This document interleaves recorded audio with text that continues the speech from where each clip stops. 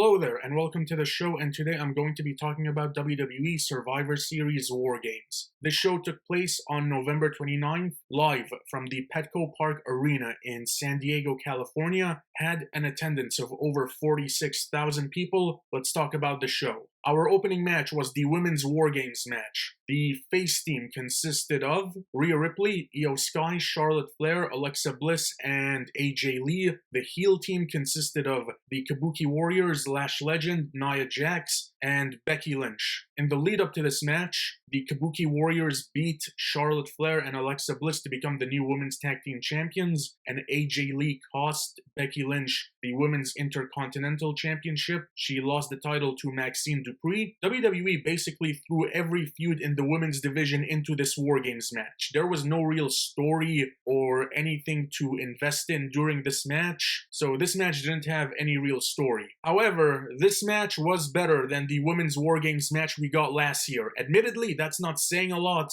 but this was better than last year's WarGames match. The face team had the advantage going into this match. Asuka and Charlotte started the match. The order of entry was Io Sky, Becky Lynch, Alexa Bliss, Kairi Sane, AJ Lee, Nia Jax, Rhea Ripley, and Lash Legend. One thing that has to be said, Lash Legend's theme song is awful. That is a horrendous theme song. Io hit Bullet Train Attack with the trash can lid, Stereo Exploder Suplexes by Becky and Charlotte, Stereo Natural Selections by Charlotte and Alexa. Kairi hit Io with the trash can lid, and Asuka followed that up with a dropkick. That was a pretty good combination. Nia Jax hit a powerbomb on Io and then followed that up with some awful punches. Rhea threw a trash can at Asuka. Rhea hit a great running enziguri on Becky. Rhea locked in the Prism Lock on Kairi. Io put Kairi in a trash can and hit a running dropkick. Lash took down the entire face team except Rhea. Lash hit a powerbomb and a bicycle kick on Rhea that got the heel team a 2 count.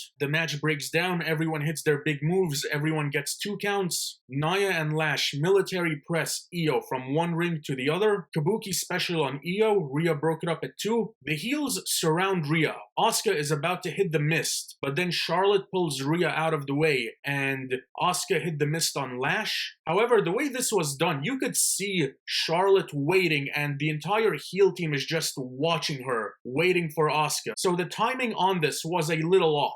Twisted Bliss on Nia. We get the obligatory Io Sky diving off the cage with a trash can. It's an impressive spot. However, the way it was done this year was ridiculous. The entire heel team is just waiting for Io to hit the dive off the cage, and the face team isn't even surrounding them, so it just looked ridiculous. Io switched it up this year by hitting a diving senton with a trash can, so she took out the entire heel team except for Becky Lynch. But again, the fact that they were all waiting and watching, it looked ridiculous. Becky is the only one left on the heel team who's standing. She tries to escape the cage. Rhea Ripley hit Riptide on Becky Lynch, and that was followed up with the Black Widow by AJ Lee. Becky Lynch tapped out, and the face team win WarGames. This was better than last year's WarGames match. This was an okay WarGames match. This wasn't great, but wasn't terrible either. This match just existed. There was no real story or anything to invest in, and I think given WWE's new focus on the Women's Tag Team Championships, because AEW introduced Women's Tag Team Championships, I think instead of doing a heel team versus a face team, WWE should have booked a Fatal 4-Way WarGames match with the Kabuki Warriors defending the Women's Tag Team Championships against Rhea Ripley and Io Sky, Charlotte Flair and Alexa Bliss, Nia Jax and Lash Legend. WarGames doesn't need to be a heel team versus a face team every year. The first WarGames match WWE produced was a triple threat match. So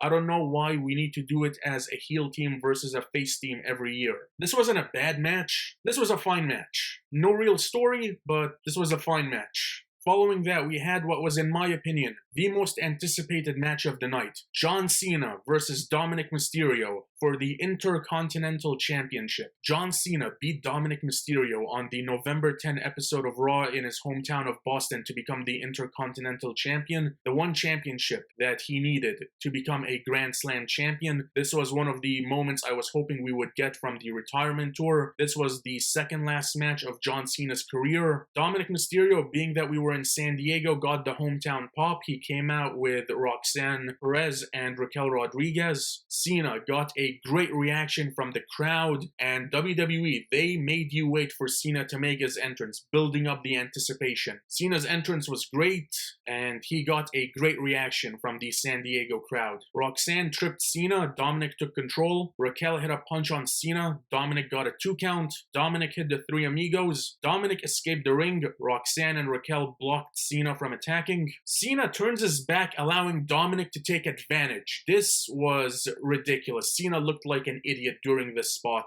Why would you turn your back on an opponent during a match? They just made Cena look dumb in this moment.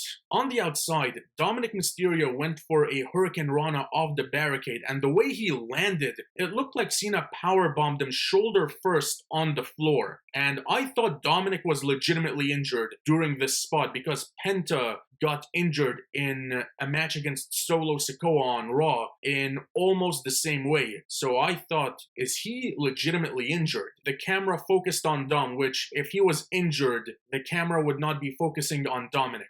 So from that moment, I knew that, okay, he's just selling this as a part of the match. And this was a great sell by Dominic Mysterio. In the ring, Raquel hits the Tejana Bomb on Cena, and Roxanne Perez hit Pop Rocks on Cena. Raquel set up Cena for the 619. Dominic immediately got back into the ring, hits a 619 and a frog splash. The referee refused to count, and the referee sent Raquel and Roxanne to the back. Cena hit 4 moves of doom. Dominic countered the AA into a roll-up. Cena locked in the STF. Dominic made it to the ropes. Dominic pulled a classic Eddie Guerrero spot with the boot. Dominic hit a 619 on a frog splash, got a 2 count. Cena hit an AA, got a 2 count. Cena went for the 5 moves of doom, but the referee got taken down on the second shoulder tackle, and this referee was out for a long time after this spot. So either this referee is made out of glass, or this was the most devastating shoulder tackle of John Cena's entire career, because this referee was out for a while. Cena locked in the STF.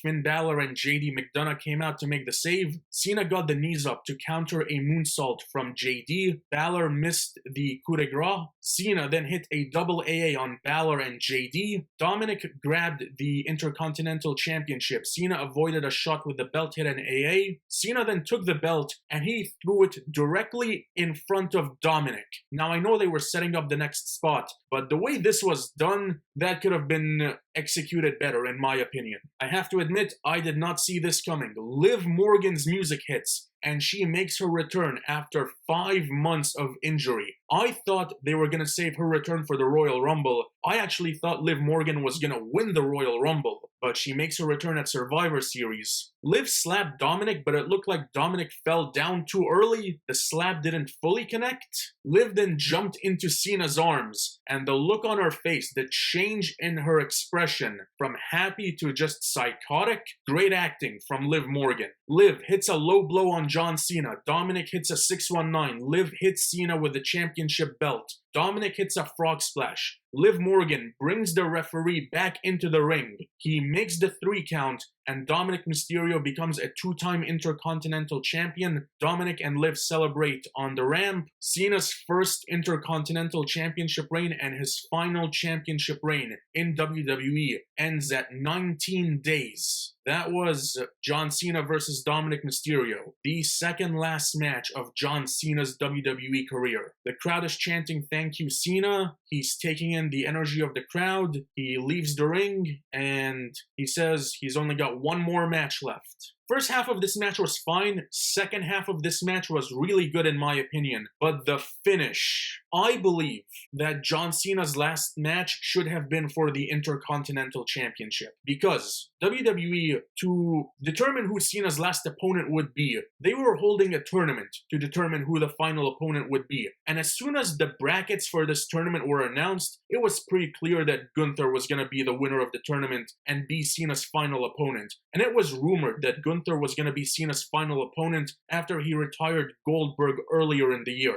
Gunther is arguably the greatest Intercontinental Champion of all time, and no question the greatest Intercontinental Champion of the modern era. Did Gunther need the Intercontinental Championship? No, but having arguably the greatest Intercontinental Champion of all time versus Cena for the Intercontinental Championship in Cena's final match, I think would have been great, but they decided not to go with that. I still think Liv Morgan's return should have been saved for the Royal Rumble. I think that would have been a better surprise. Also, why didn't anyone come out to help Cena? From an in-ring perspective, this was a fine match. The second half of this match was really good. But again, the way the match ended and Cena going into his final match with realistically just his career on the line, I don't know, it's like something about the way this match ended just wasn't right.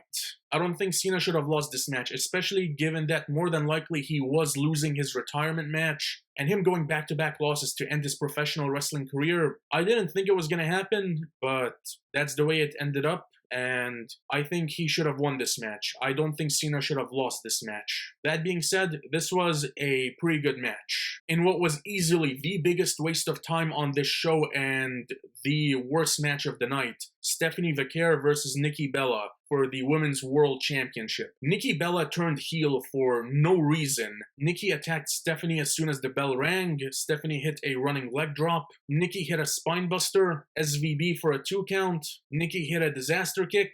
Stephanie hit an apron knee drop, and she hit the spiral tap for the win to retain the Women's World Championship to the surprise of nobody. This match was largely a waste of time. This match didn't need to be on the show, and for a show that only had 4 matches, this being one of them, what a waste of time. And this is another thing. These 4-5 match shows, no more. These major shows should have more than 4 or 5 matches. I'm not saying WWE needs to do what AEW does, having 12, 13 matches on a major show. I think for a major event, there should be at least 7 to 8 matches. I think that is the ideal amount for a match card. 7 to 8 matches on a show.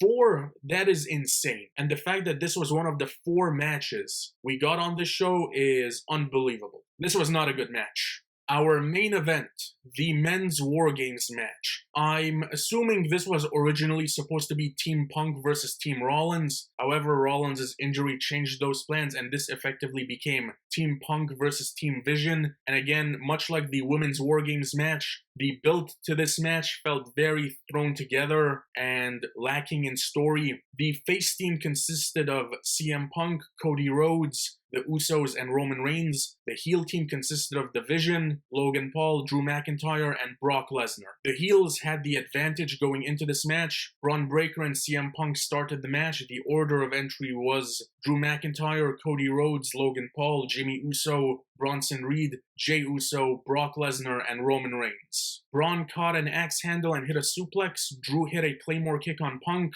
Drew blocked the door. Cody Rhodes climbed to the top of the cage and hit a crossbody from the top on Drew McIntyre. Cody cutter on Braun Breaker. Cody accidentally hits a back elbow on CM Punk.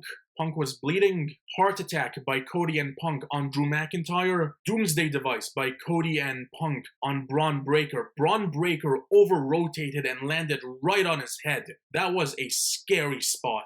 I thought for sure Braun Breaker was injured, but thankfully he was okay. Logan and Drew hit a double suplex on Punk. Jimmy hit Whisper in the Wind on Braun Breaker and Logan Paul. Cody was bleeding. Bronson Reed hit 3 tsunamis as soon as he entered the cage. Jimmy hit 3 super kicks. Jey Uso took control as soon as he entered the match. The Usos hit double super kicks on all the heels, 1D on Logan Paul, and then, one of the dumbest moments of this match, Jey Uso climbs to the top of the cage and he throws a yeet party. His music's playing, the crowd is yeeting, CM Punk is playing the air guitar with a steel chair. I think the Jey Uso main event experiment in 2025 can be deemed a failure. His world championship reign was a failure. In hindsight, him winning the Royal Rumble was a mistake. Jey Uso's main event push was the biggest risk Triple H took in 2025, and it failed. And you can see the backlash that it's caused. However, Jey Uso still gets great crowd reactions, so he's over with the crowd, so he is still going to be pushed as a main event guy. WWE, they had countdown timers. While this was going on, there was no timers. So while this was going on, Lesnar's music hits and then he entered the match. I thought that was very well done. I think having the wrestlers make their normal entrances and them carrying weapons from the back instead of looking under the ring for weapons I think that is a very good change to the format of the WarGames match, and I hope it's a format that stays. And as soon as Lesnar entered the match, welcome to Suplex City. Lesnar hit F5s on all the faces, Roman Reigns' music hits, and Lesnar exited the cage to confront Roman. And I was initially confused by this because Lesnar left the cage, so doesn't that mean he forfeited for his team? However, Michael Cole clarified on commentary that the forfeit only occurs after the match officially starts, when all 10 wrestlers are in the ring. Lesnar and Roman brawl on the outside. Roman hit 3 Superman punches. Lesnar caught the 4th one and hit an F5 through the announce table. Lesnar threw Roman into the cage and the steel steps. Everyone is now in the ring. Lesnar hits an F5 on Roman. Cody breaks it up at 2. GTS and Crossroads on Lesnar. Logan Paul broke it up with a frog splash. Paul Heyman gave Logan Paul the brass knuckles. Logan punched Cody and Jimmy. Roman speared Logan. Roman then took the brass knuckles and hit brass knuckle Superman punches on Bronson Reed and Drew McIntyre. Roman speared Breaker. Roman speared Lesnar and Jey Uso through a table in the corner. Braun speared Jimmy. Drew hit a low blow on Cody. Braun speared Jey. Braun speared Cody. Punk avoided a spear, hit a GTS on Logan Paul for 2. And then a guy wearing a hoodie entered the cage and hit a stomp on CM Punk. And it was clear as day that this was gonna be Austin Theory. No one else made sense in regards to who this masked man was gonna be. It was clearly Austin Theory, and it was revealed that this was Austin Theory. And the closing sequence, Braun Breaker hits a spear on CM Punk for the win, and the heels win the match. This set up a World Heavyweight Championship match between Braun Breaker and CM Punk on the first Raw of 2026, which Braun Breaker should win. Braun Breaker should defeat CM Punk and become the new World Heavyweight Champion. I think this is the weakest men's WarGames match WWE has produced since reviving the concept in 2017. This match was fine, but all previous men's WarGames matches were better in my opinion when compared to this match. And once again, because there was no real story, there was nothing to emotionally invest in as far as this match was concerned. After the match, Roman Reigns helped up CM Punk, the one thing that he refused to do last year. There's a stare down between Cody and Roman. Roman has this angry look on his face, and he says this is the last time we're teaming together. I think we're getting Brock Lesnar versus Roman Reigns at WrestleMania 42. I think with the way they brawled, this is gonna be the WrestleMania match. Cody Rhodes needs to turn heel. His character has become stale, and his second World Championship reign isn't setting the world on fire. And I do think he should lose the WWE Championship to Drew McIntyre. Cody Rhodes needs a heel turn. We need Homelander Cody. This was a fine WarGames match, but it is the weakest men's WarGames match that WWE has produced since reviving the concept. And overall, Survivor Series 2025, this is one of the weakest shows WWE has produced in 2025. Nothing on this show was really great. This show was very disappointing to me. And that is all for today. Thank you so much for watching. Be sure to hit like and subscribe if you enjoyed this video. You can follow me on Instagram at Said_2000, and I will see you on the next video. Till then, take care.